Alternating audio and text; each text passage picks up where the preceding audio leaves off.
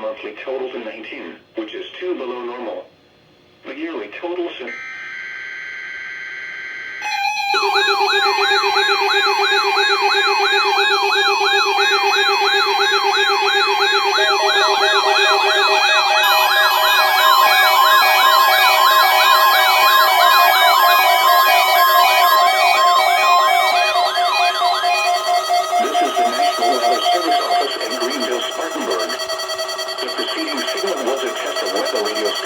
WXL-70's public warning system.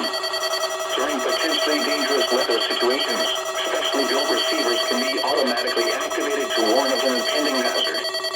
Tests of the signal and receiver's performance are normally conducted between 11 a.m. and noon each Wednesday. If there had been a threat of severe weather, the test would have been postponed until the next available good weather day. Reception of this broadcast and the warning alarm will vary at any given location.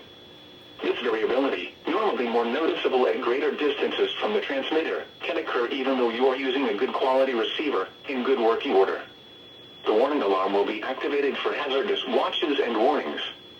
For station WXL-70, broadcasting near Charlotte, on a frequency of 162.475 MHz, the warning alarm will be activated for the following counties in North Carolina: Alexander, Anson, Cabarrus, Catawba, Cleveland, Gaston, Ardell, Lincoln, Mecklenburg, Montgomery, Richmond, Rowan, Stanley, and Union. In South Carolina, Cherokee and York. This concludes the NOAA Weather Radio All Hazards Torn Alert Test.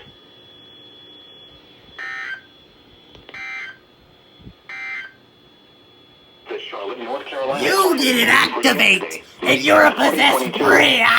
Yesterday's high temperature of 80 degrees occurred at 5:06 p.m.